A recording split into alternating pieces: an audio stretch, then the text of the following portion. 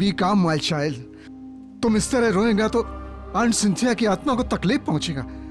Don't cry, don't cry. Okay dad, अगर ऐसी बात है तो आई विल नॉट क्राई। और वैसे भी मेरा हस्बैंड मारियो ने आंटी को जीती जी क्या कम तंग किया होगा। बेटे, मारियो तुम्हारे साथ नहीं आया? उस बेशरम को क्या पता कि फैमिली का कीमत क्या होता है। नशे की हालत में पड़ा होगा किसी रोड पर। उसका इररिस्पॉन्सिबिलिटी ने तुम्हारा नहीं, पूरा गोम्स फैमिली का लाइफ बर्बाद कर दिया बेटे।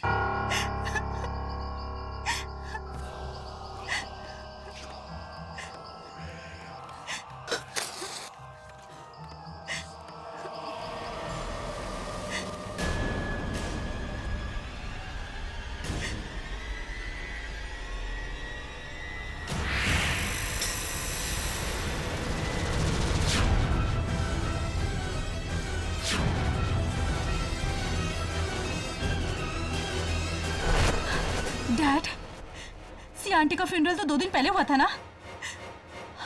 और ये टॉम्बस्टोन भी नया है। इस पे इतना बड़ा क्रैक, इस पे इतना बड़ा क्रैक कैसे आया?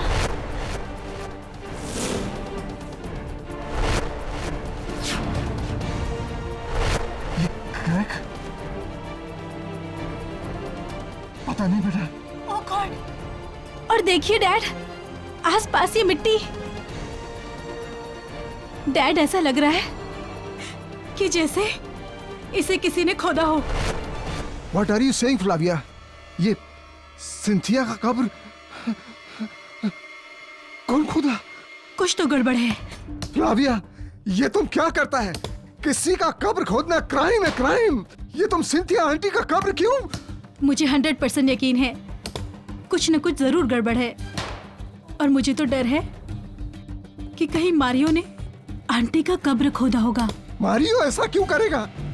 पूरी जायदाद का झगड़ा पता होने के बाद भी आप ऐसे सवाल पूछ रहे हो? लेकिन please dad, help me.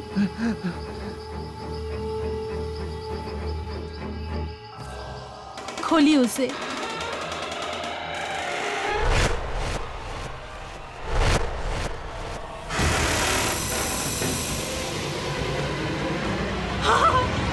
Mario!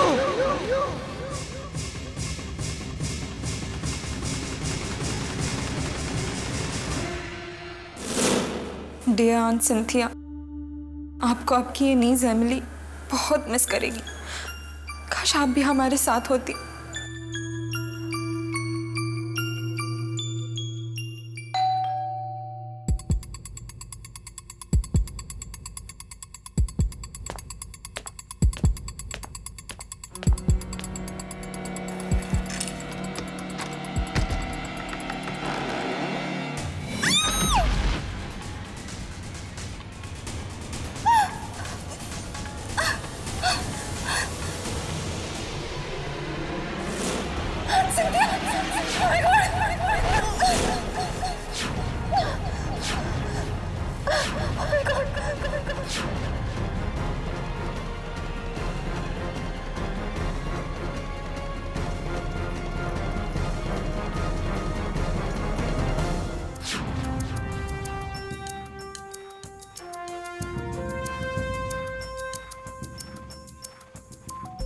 अजीब, बहुत अजीब। किसने मारा इसे इसका गला घोंट कर?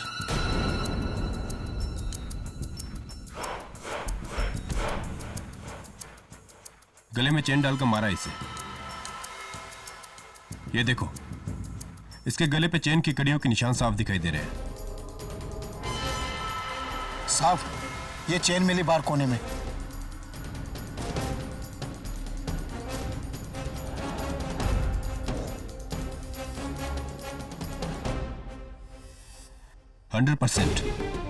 इसी चेन से गला घोटा गया इसका।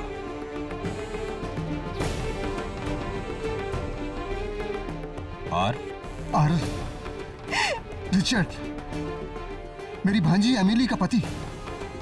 बट इंस्पेक्टर, ये चेन रिचर्ड्स का नहीं है, एमिली का है। एमिली रहती कहाँ है? रिचर्ड, आंट सिंथिया की बॉडी हमारे घर पे, इतनी दूर उस ग्रेवयार्ड से। नहीं, मुझे नहीं पता कैसे। अब मैं क्या करूं?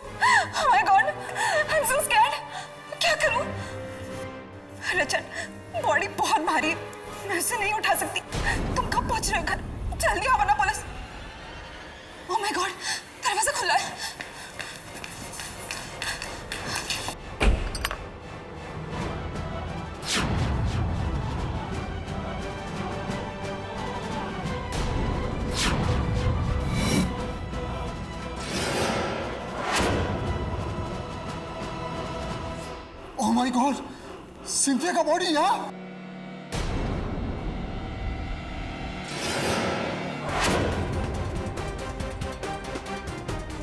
मुझे कुछ नहीं पता, मैंने कुछ नहीं किया।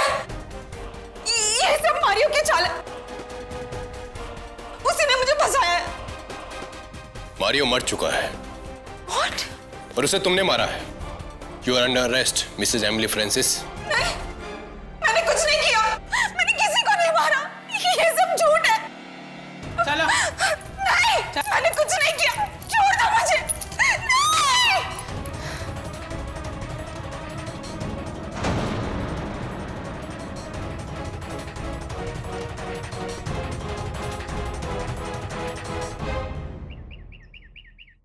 मिसेस बिलमोरिया, क्या आप लोग जानते हैं कि कब्रिस्तान के चारों ओर जो दीवारें होती हैं वो इतनी ऊंची क्यों होती?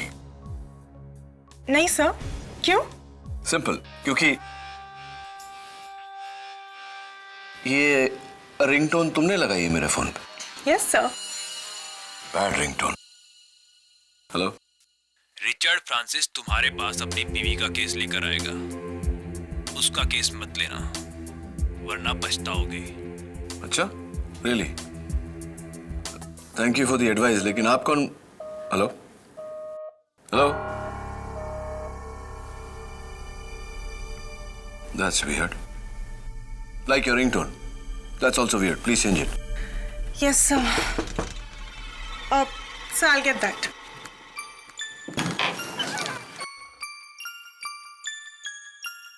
एडवोकेट केडी पाठक, रिचर्ड फ्रांसिस, आपको कैसे पता?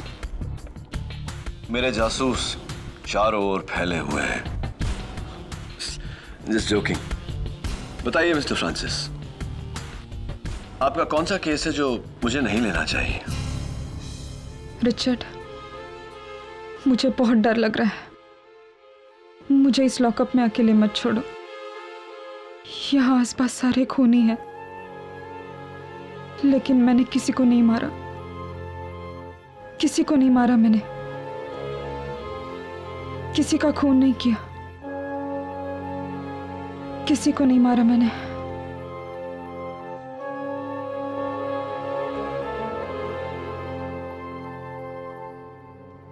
जब से ये हादसा हुआ है ना केडी, तब से बस ये ऐसे ही डरी सहमी बहकी बहकी सी बातें कर रही है। तो अब तुम ही बताओ रिचर्ड, ये कब्रिस्तानी कहानी का राज क्या है? गोम्स फैमिली में सबसे बड़ी आंट सिंथिया थी। उन्होंने शादी नहीं की और मारियो गोम्स उनके भाई के बेटे थे और एमिली उनकी बहन की बेटी। मारियो और एमिली दोनों ही कजिन्स थे और मैं रिचर्ड फ्रांसिस एमिली का पति हूं। और वहां बैठी फ्लाविया गोम्स, मारियो की बीवी। और वो दोनों कौन हैं? वो अंकल एल्बर्ट हैं, आंट सिंथिया के छोटे भाई। और जो उनके बगल में बैठा है वो रॉजर।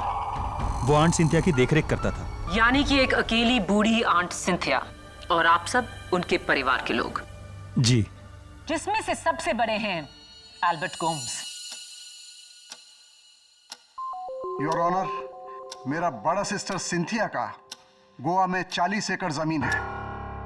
उस जमीन का मार्केट वैल्यू 70 करोड़ से कम नहीं।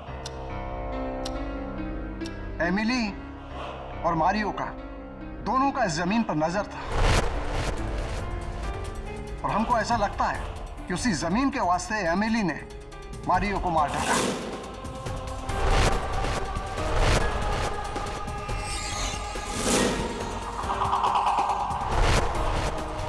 मेरा भी यही शक है योर ऑनर।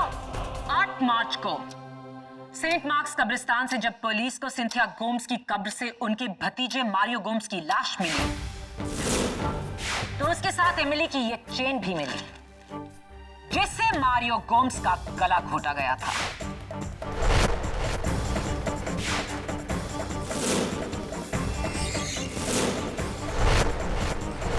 जाहिर है पुलिस उसके बाद एमिली के घर पहुंची, जहां से शॉकिंगली उन्हें सिंथिया गोम्स की लाश बरामद हुई। शॉक तो मैं आपकी बातों से हूं प्रोसिक्यूटर साहिबा। अगर मैं अपना ये पेंसिल आपकी मेज पर छोड़ दूं तो क्या इससे यह साबित होता है कि आपने मेरा ये पेंसिल चुराया है? Definitely not, your honour. Cynthia Gomes की लाश को कोई एमिली के दरवाजे पर छोड़ गया था। इसका क्या सबूत है? किसी ने उस लाश को वहां लाते हुए देखा? इसका कोई सबूत नहीं, लेकिन एमिली को किसी ने लाश ले जाते हुए भी नहीं देखा। लेकिन छुपाते हुए देखा inspector Dave, mister Albert Gomes और फ्लाविया गोम्स ने। और सिर्फ जुर्म को छुपाया जाता है। ये जुर्म एमिली ने किया क्योंकि उसके जूतों के निशान कब्रिस्तान में मिले।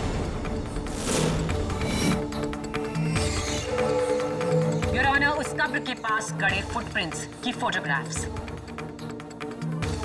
जो एमिली के सैंडल्स की हैं। ये सैंडल्स जो इंस्पेक्टर दवे को उस दिन एमिली के घर से मिले।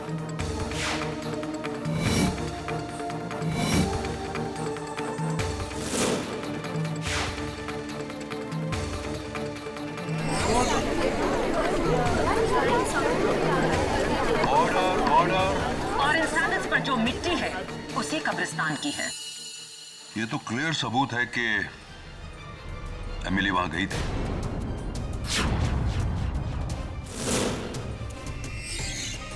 और इतना बेहतरीन प्लान लेकर मारियो को मारकर उसकी लाश को ऐसी जगह छुपाना जहां उसे ढूंढने की कोई सोच भी नहीं सकता। एक कब्रिस्तान की 6 फुट नीचे कब्र में, कब्र भी किसी और के नाम की, आंटी सिंथिया, जिसे 2 दिन पहले ही 100 लोगों ने दफन होते हुए देखा। कहना पड़ेगा एक्सीलेंट हाइडिंग प्लेस एमिली, लेकिन अफसोस सिंथिया की लाश को ठिकाने लगाते हुए इंस्पेक्टर दवे ने एमिली को रंगे हाथों पकड़ा और जीनियस प्लान फ्लॉप हो गया। योर ऑनर, मुझे प्रोसिक्यूटर साहिबा को याद दिलाने की कोई जरूरत नहीं कि हर मर्डर का एक मोटिव होता है, कत्ल की वजह। और एमिली के पास कत्ल की कोई वजह नहीं थी, क्योंकि आंटी सिंथिया ने खुद अपनी जायदाद इसी वसीयत में एमिली के नाम लिख दी थी। अजीब बात है मिस्टर डिफेंस काउंसिल। बिल्कुल एक ऐसी वसीयत मेरे पास भी है जिसमें जायदाद का वारिस एमिली नहीं, मारियो गोम्स है।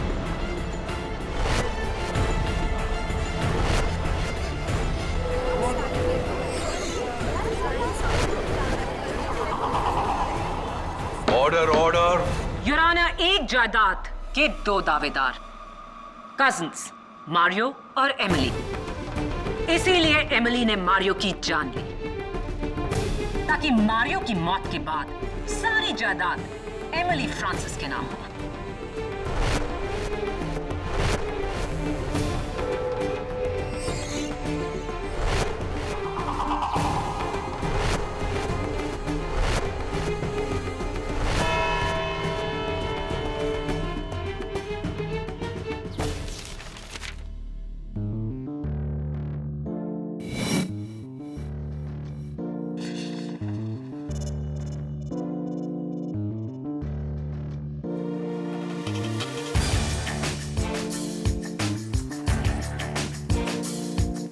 एक ही इंसान 2 अलग अलग वसीयत क्यों बनाएगा?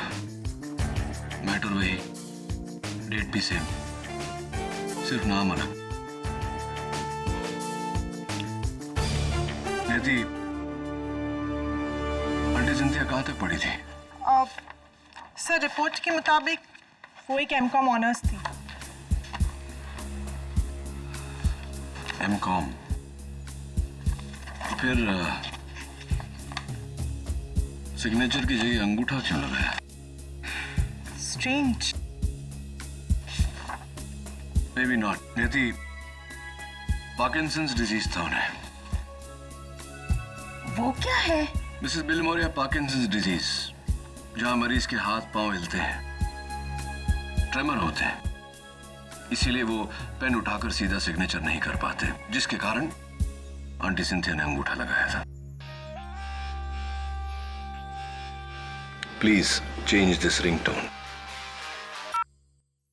केडी पाठक, केडी पाठक, इस केस को छोड़ दो वरना पछताओगे। सुनिए मिस्टर धमकी वाले, मैं हेलो हेलो। वो इच धमकी वाला फोन? तुम ये कॉल ट्रेस क्यों नहीं कर सकते? अनट्रेसेबल नंबर है मिसेस बिलमोरिया। नेवर माइंड, वो उसका काम कर रहा है, हम अपना काम करेंगे। नियति, गैजेट ऑफिस से पता करो कि ये दोनों स्टैम्प पेपर्स किस डेट पे इशू हुए थे। योर ऑनर, सिंथिया गोम्स की 2 वसीयत, दोनों पर सब्जेक्ट मैटर एक समान, डेट्स भी सेम, लेकिन इनमें से एक उनकी मौत के पहले बनाई गई थी और दूसरी उनकी मौत के बाद।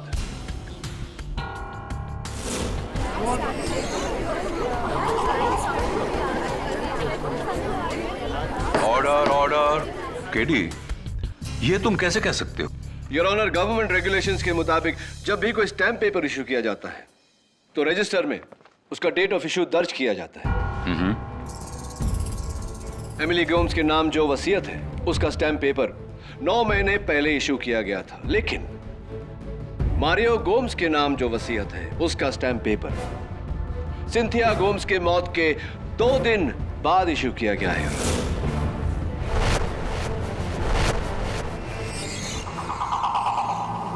तो फिर इस पर सिंथिया गोम्स के अंगूठे का निशान कैसे आया मरने के बाद? अनफॉर्चुनेटली योर ऑनर, इस केस से यह जाहिर हुआ है कि मौत के बाद भी अंगूठे का इस्तेमाल किया जा सकता है वसीयत पे थंब इंप्रेशन लेने के लिए, भले ही ऐसा करने के लिए कब्र ही क्यों ना खोदनी पड़े। Right mister Albert?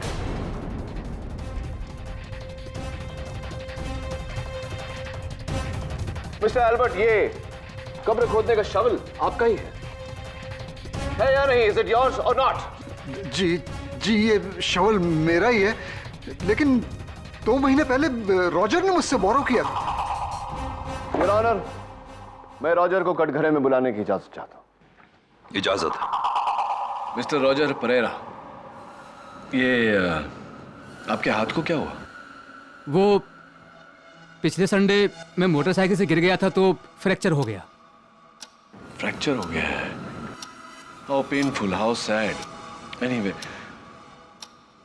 रॉजर, 10 साल तुमने आंटी सिंथिया की सेवा की। बड़े दुख की बात है कि उसके बावजूद उनकी जायदाद में से तुम्हारे नाम कुछ भी नहीं। वांदा नहीं साहब, मैडम सिंथिया ने मुझे बेटे की तरह रखा था। उन्होंने कभी मुझे नौकर समझा ही नहीं, और यही मेरे लिए काफी है। मुझे पैसे में कोई इंटरेस्ट नहीं है साहब। वाह, क्या बात है, व्हाट अ नोबल थॉट। अगर दुनिया में हर इंसान तुम्हारी तरह होता तो दुनिया कितनी सुंदर होती, सोचो। वैसे पता नहीं कि तुम्हें पता है या नहीं, लेकिन एमिली के बाद 70 करोड़ की जायदाद के मालिक तुम।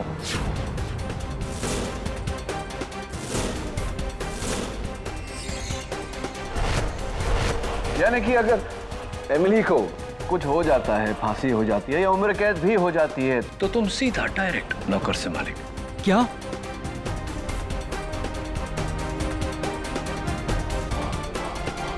सिलेविया मैडम ने तो मुझसे झूठ बोला। उसने कहा कि मेरा नाम जायदाद में कहीं है ही नहीं। Really?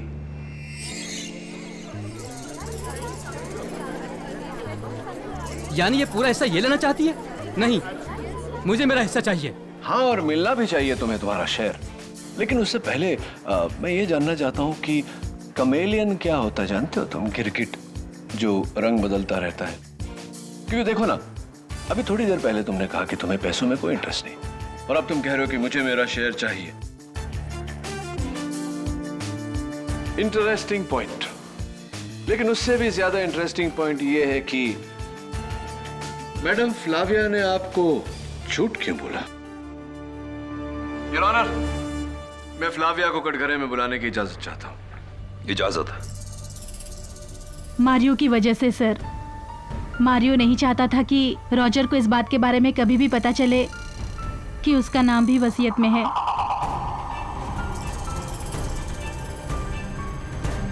मारियो ने मुझे धमकी दी थी कि ये बात मैं उसे कभी ना बताऊं। पति ने पत्नी को धमकी दी। It's not a good thing, not good at all. कैसा पति था मारियो? मारियो एकदम अच्छा पति नहीं था। वो घर में कम और बार में ज्यादा रहता था।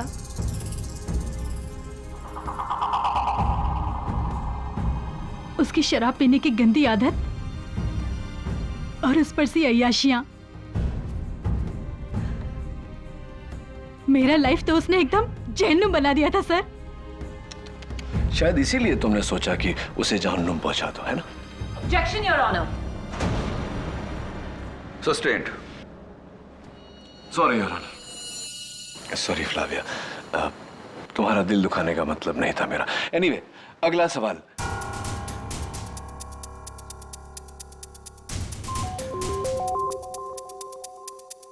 योर ऑनर, इस केस का एक बहुत ही अहम विटनेस पुलिस की गिरफ्त में आया है।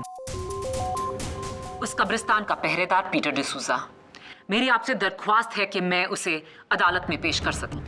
Your honour, this is incorrect procedure. इस विटनेस के बारे में डिफेंस को बताया ही नहीं गया। पीटर की गिरफ्तारी 1 घंटे पहले हुई। मुझे भी अभी पता चला है your honour. KD, murder case में ऐसी अहम गवाही को रोका नहीं जा सकता। पीटर डिसूजा को पेश किया जाए।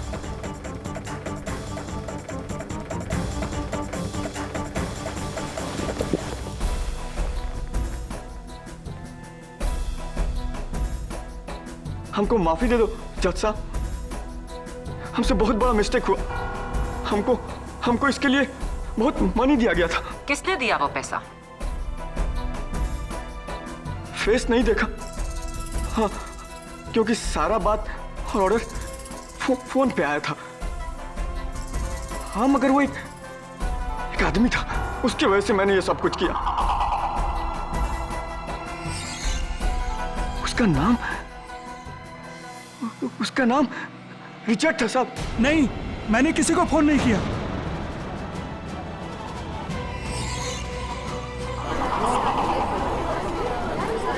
Order order. मिस्टर रिचर्ड, आप बैठ जाइए। मेरा शक सही निकला योर ऑनर। ये पूरी साजिश अकेली एमिली की नहीं थी। उसके पति रिचर्ड ने भी उसकी मदद की। एमिली और रिचर्ड फ्रांसिस ने मिलकर मारियो को मारा।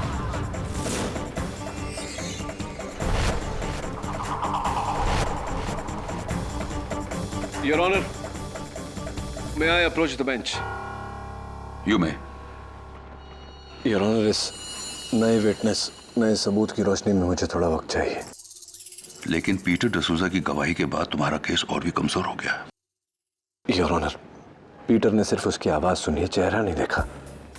मुझे पूरा यकीन है कि कोई तो है जो इस केस को गुमराह करने की कोशिश कर रहा है। वही शख्स मुझे भी धमकियां दे रहा है और ये बात मैं साबित कर सकता हूं कोर्ट में। Your honour, please take more time.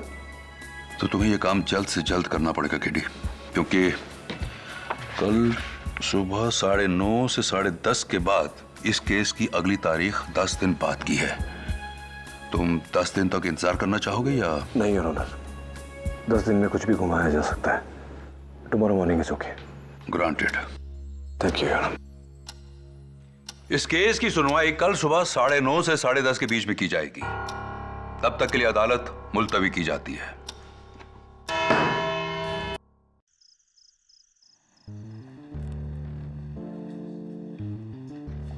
Albert, Roger, Flavia, Richard, ये चारों अभी भी शक के दायरे में। इन चारों में से कोई भी हो सकता है या फिर कोई और।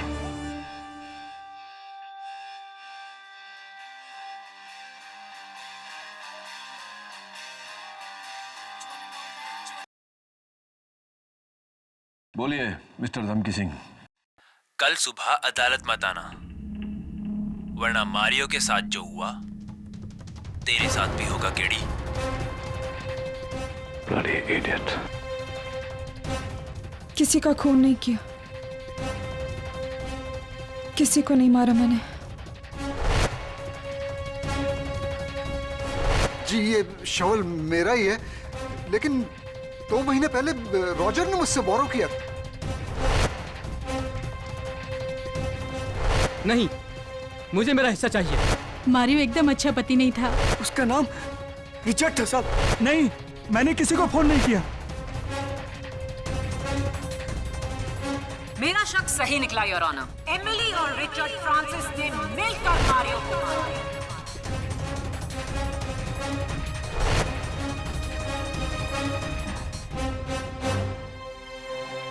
सुबह के 4 बज गए नियति। चलो तुम्हें घर छोड़ देता हूँ। सर लेकिन आप? मुझे जाना है अभी Saint Mark's graveyard.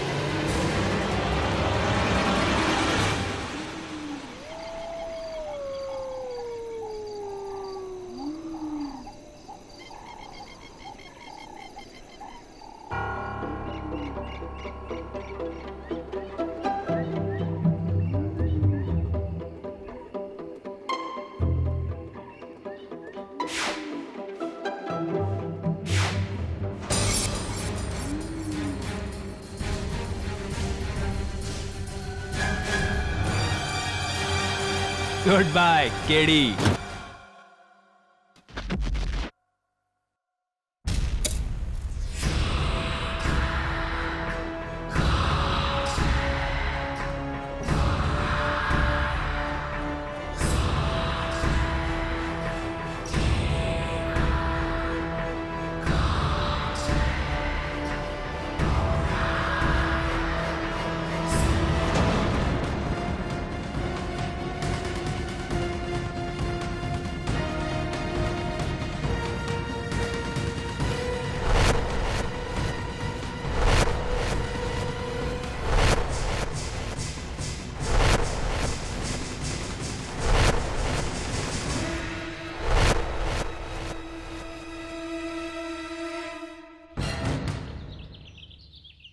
Hello Jhilmil ji, मैं नियति ऑफिस से बोल रही हूँ। केडी सर अब तक ऑफिस ही नहीं आए और 9:30 बजे हमें कोर्ट पे पहुँचना है। जी मैंने उनका फ़ोन ट्राई किया और बिल्कुल आउट ऑफ रीच है। हाँ, सुबह के 4:30 बजे वो कब्रिस्तान गए थे। I mean I hope he is okay. I am worried.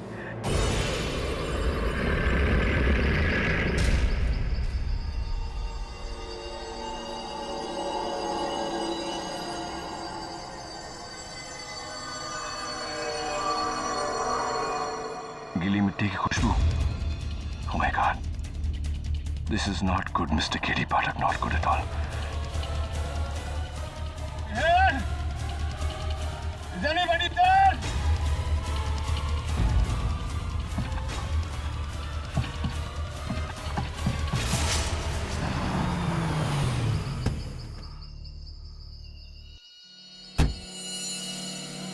KD sir की गाड़ी।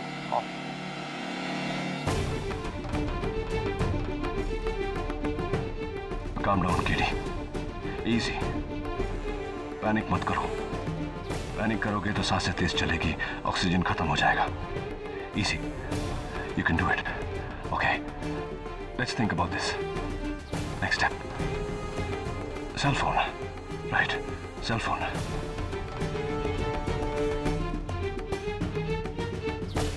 जरूर सर अंदर हो गए। केडे, केडे, केडे। झिलमिल जी, यहाँ नहीं, कब्रिस्तान के अंदर। अरे नियति, एक जिंदा आदमी कब्रिस्तान में क्या करेगा? कहीं बाहर होगा। केडे। ठीक है, मैं अंदर जा रही हूँ। नियति, लड़की मरवाएगी क्या? KD sir, sir, sir.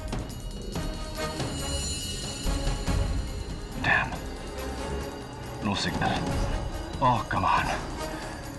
I can't die in a coffin. Alive. That's very silly.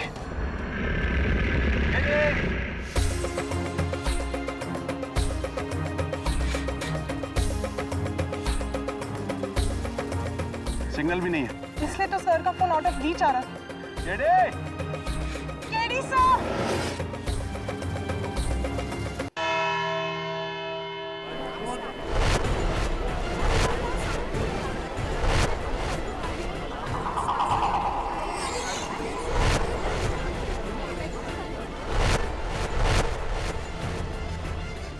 KD कहाँ रह गया है? अजीब बात है, इतने सालों में कभी किसी केस में वो लेट नहीं आया। अभी आज क्या हो गया? ओह गॉड! अब तो केस का वक्त हो गया है। हमें कोर्ट चलना होगा। क्या करें? तो मैं तब से यही तो कह रहा हूँ ना नियति, चलो। नियति का टेक्नो रिंग ट्यून बजाता हूँ, शायद कोई सुन ले।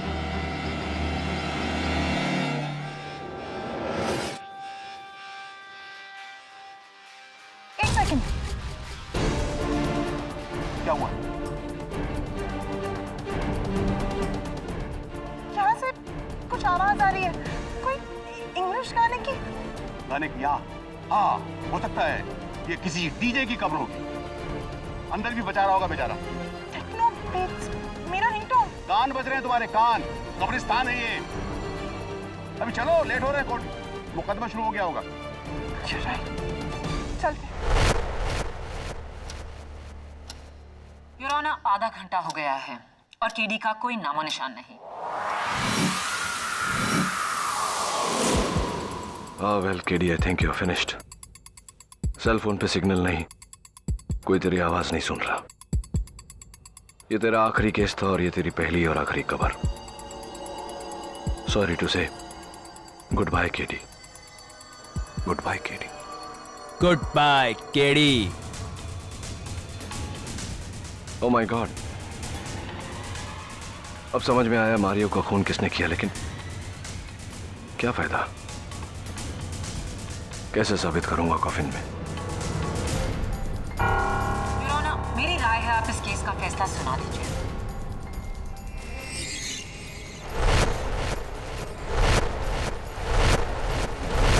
नहीं माया, मैंने केडी को 1 घंटे की मोहलत दी थी।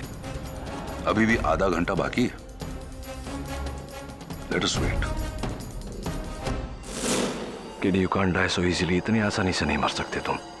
सोचो सोचो कैसे बाहर निकलोगे। कार कीज, गाड़ी की चाबी, गाड़ी का सिक्योरिटी लॉक, शायद कोई देख ले। रेडियो सेंसर्स दीवारों से पास होते हैं।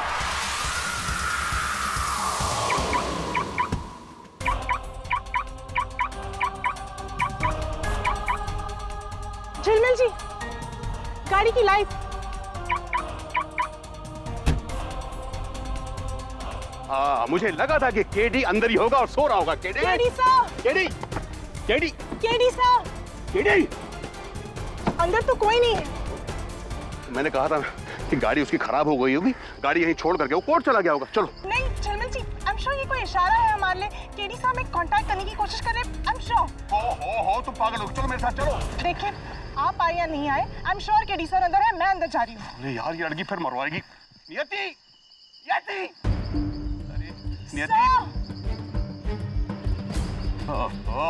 KD sir! अरे क्या केडी यार? थिंक नियति, थिंक। सर का रिंगटोन मैंने सुना था।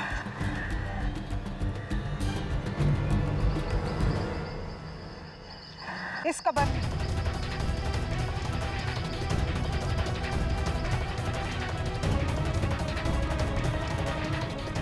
जिंदा? हाँ। नियति, तुम पागल हो गई क्या? इस कबर के अंदर केडी जिंदा? ऐसा कभी नहीं हो सकता।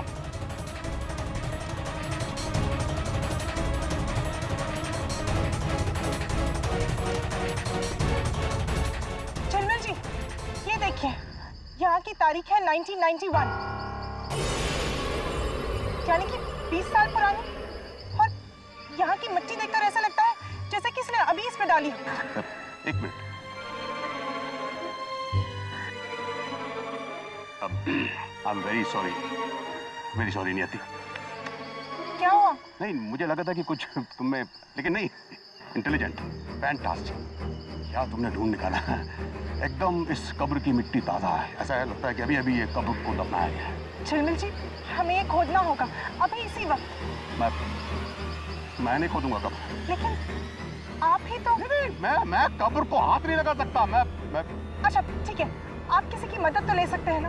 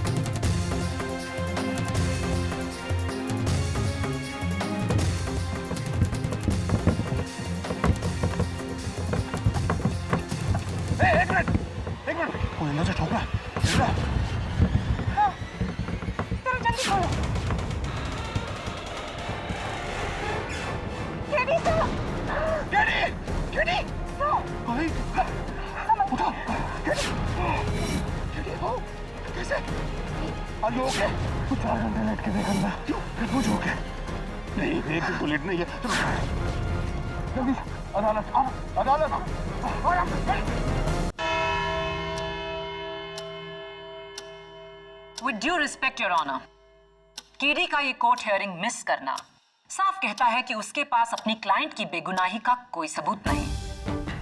प्रोसिक्यूशन की गुजारिश है कि आप इस केस का फैसला सुनाएं। ठीक है।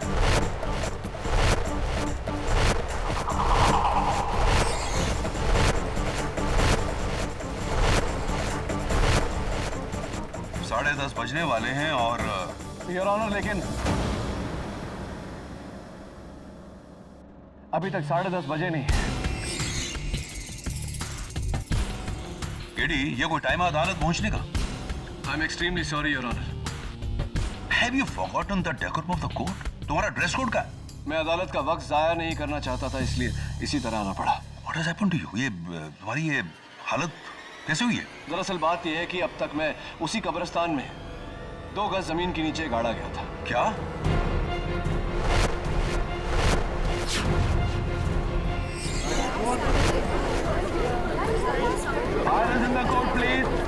किसकी हरकत है ये? उसी की योर ऑनर, जो नहीं चाहता कि मैं मारियो के कातिल को ढूंढ निकालूं। तुमने उसका चेहरा देखा है? चेहरा तो नहीं देखा योर ऑनर, लेकिन उसकी आवाज सुनी है।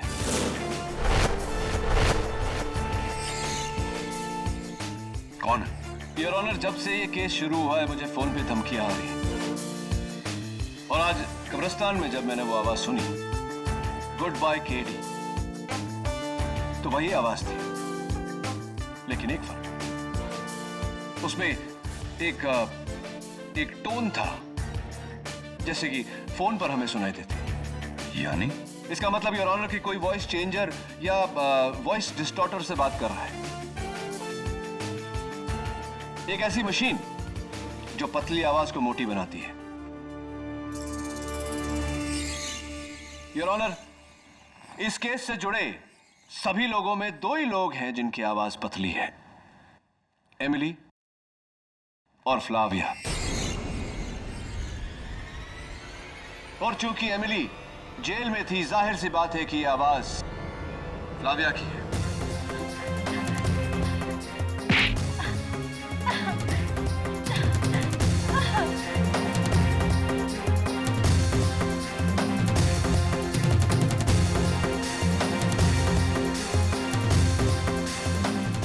मेरा हस्बैंड मारियो और मेरे डैड एल्बर्ट दोनों ने मिलकर एक झूठी वसीयत तैयार की और उसके ऊपर सिंथिया आंटी के लाश के अंगूठे का निशान लगाया।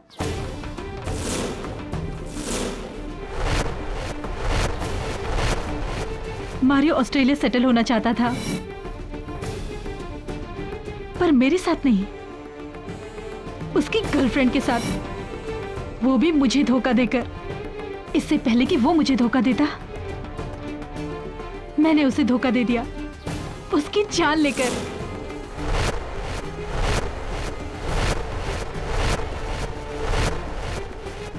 उस दिन मैं एमिली के घर गई।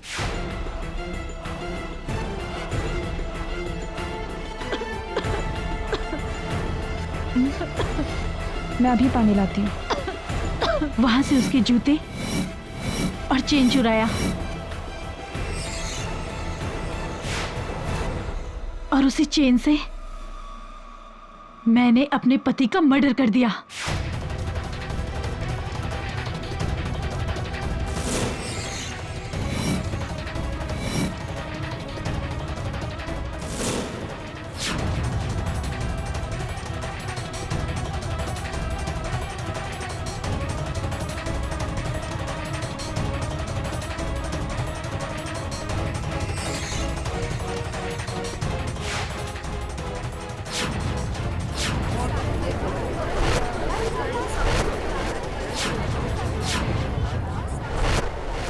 राइट, फिर तुमने बड़ी होशियारी से टूटी हुई कब्र का राज फाश किया ताकि कोई तुम पे शक ना करे।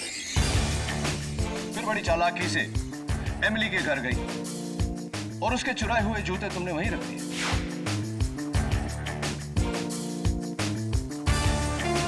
ताकि दवे को इन्वेस्टिगेशन के दौरान वो वहां से बरामद हो।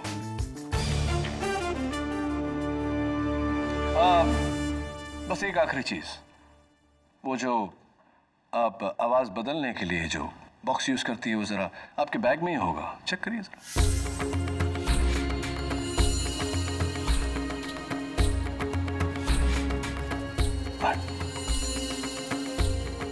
इस वॉइस चेंजर के जरिए मैंने कब्रिस्तान के कब्र खोदने वालों को रिश्वत दी और उन्होंने मेरे ही कहने पर मारियो की लाश वहीं पर दफन कर दी और आंटी सिंथिया की लाश एमिली के घर छोड़ दी।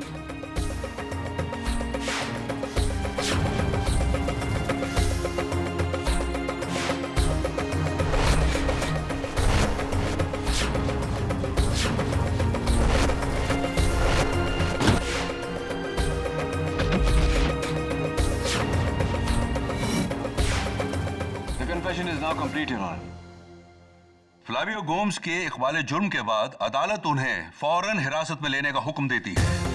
नहीं, नहीं, मैंने कुछ गलत नहीं किया है। मैंने कुछ गलत नहीं किया है। छोड़ो मुझे।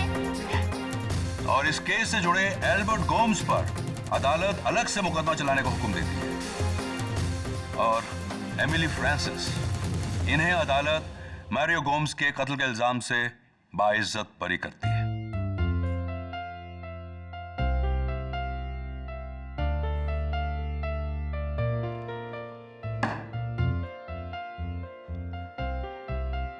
लगता है तुम मेरा पीछा कब्र में जाने के बाद भी नहीं छोड़ोगे केडी।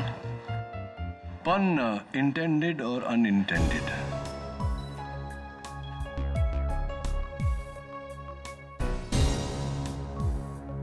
कांग्रेचुलेशन। अब सॉरी, हाथ नहीं मिला सकता, हाथ जरा काले हो गए, लेकिन अच्छा है मुंह काला होते होते बच गया। Thank you so much. All the best to both of you. Well done sir. Graveyard mystery solved. अब उस ग्रेवयार्ड रिडल का भी जवाब दे दीजिए ना प्लीज। इन्होंने पहले मुझे बहुत फनी लगता था, लेकिन खुद कब्र में जाने के बाद I don't find it funny anymore. Sir please, मुझे जानना है। I am very curious. Sir नहीं, प्लीज बताइए ना, क्यों कब्रिस्तान के चारों ओर ऐसी ऊंची ऊंची दीवारें होती हैं? व्हाई?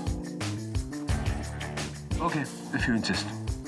कब्रिस्तान के चारों ओर ऊंची दीवारें होती है क्योंकि लोग अंदर घुसने को मरते हैं। See, I told you it's not funny anymore. Am I right or am I right?